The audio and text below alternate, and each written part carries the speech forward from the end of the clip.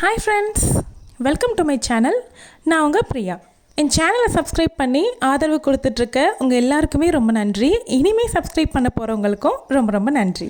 இந்த வீடியோவில் நம்ம வீக்லி ப்ரிப்ரேஷன் பற்றி ஒரு 2-3 விஷயம் பார்க்க போகிறோம். ஆல்ரெடி நம்ம சேனலில் வீக்லி ப்ரிப்ரேஷன் பற்றி பார்ட் 1 வீடியோ போட்டிருக்கேன். வீடியோ பார்க்கலன்னா நீங்கள் அந்த வீடியோ போய் பாருங்கள்.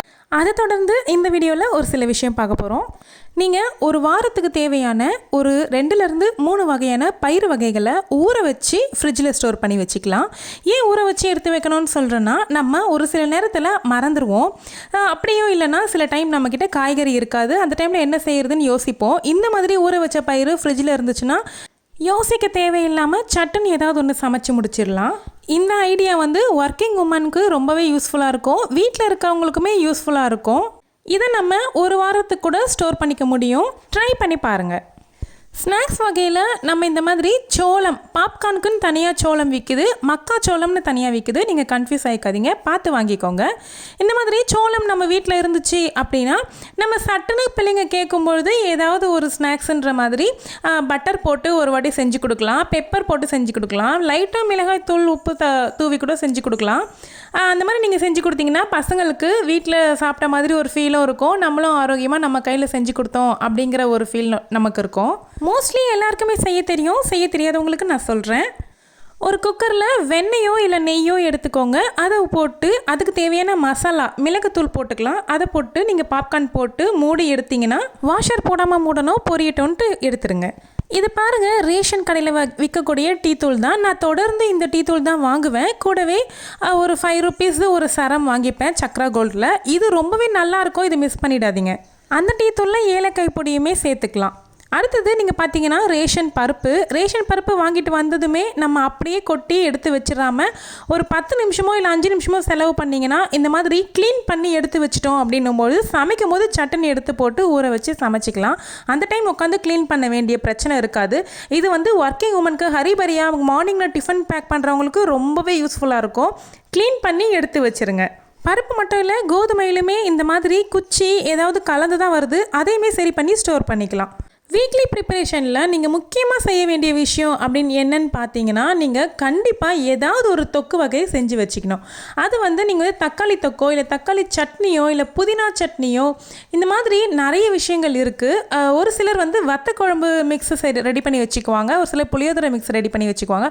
இந்த மாதிரி ஏதாவது ரெடி டு ஈட் மிக்ஸ் நம்ம ரெடி பண்ணி வச்சுக்கிட்டோம் அப்படின்னாக்கா நமக்கு அந்த வாரத்தில் அவசரமாக கிளம்ப வேண்டியது இருக்குது, இல்லைனா லேட்டாக எழுந்திரிச்சிட்டோம், இல்லை நமக்கே உடம்பு சரியில்லை, அந்த மாதிரி டைமில் அந்த விஷயத்தை ரெடி பண்ணி வச்சுருக்கிறத எடுத்து நம்ம அந்த ஒரு நாளை முடிச்சிக்க முடியும். அந்த வகையில் நான் என்ன பண்ணிகிட்டு இருக்கேன் அப்படின்னு பார்த்தீங்கன்னா, தக்காளி தொக்கு தான் ரெடி பண்ணிகிட்டு இருக்கேன். நீங்கள் ஒரு 1 வீக்குக்கு ஸ்டோர் பண்ண போகிறீங்க அப்படின்னாவே கண்டிப்பாக நல்ல நிலை செஞ்சுக்கோங்க. நல்ல நிலை செஞ்சிங்கன்னா அது நல்லாயிருக்கும், கெட்டு போகாமல் இருக்கும். எண்ணெய் ஊற்றி கடுகு, உளுத்தம்பருப்பு, சீரகம், பூண்டு, வெங்காயம் போட்டு நல்லா வதங்கட்டோன்ட்டு ஒரு கண்ணாடி பதம்னு சொல்லுவோம் இல்லையா, அந்த கண்ணாடி பதம் வந்த உடனே அதுக்கு நீங்கள் விட்டுடலாம். அது கூடவே கொஞ்சம் உப்பு போட்டு வதக்குனீங்க. அதுக்கு தேவையான உப்பு நான் அது கூடவே போட்டுட்டேன்.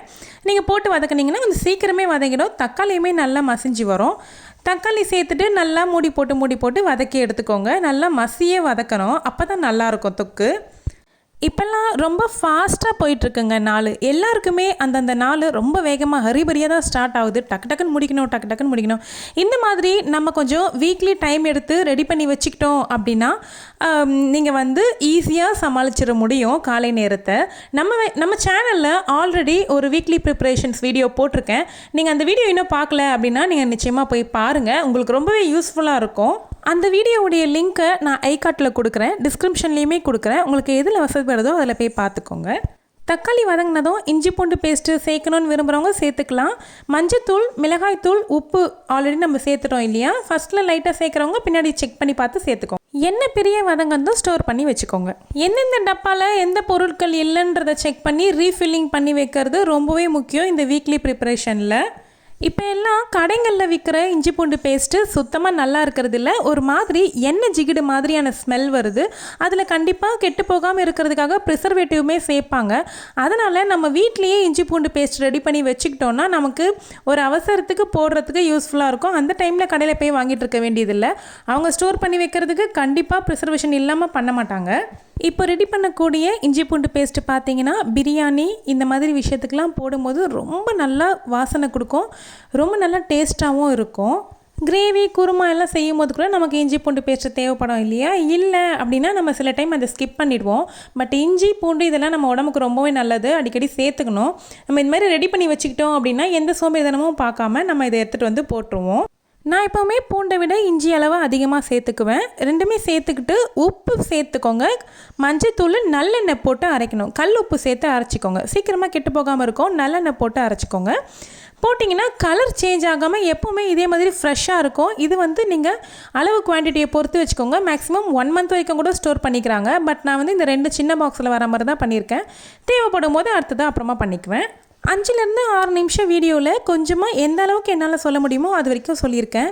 இந்த வீடியோ உங்களுக்கு பிடிச்சிருக்குன்னா நீங்கள் சேனலை சப்ஸ்கிரைப் பண்ணிக்கோங்க. நிறைய பேர் சப்ஸ்கிரைப் பண்ணாமல் தான் பார்த்துக்கிட்டு இருக்கீங்க. ப்ளீஸ் எனக்காக சப்ஸ்கிரைப் பண்ணிக்கோங்க.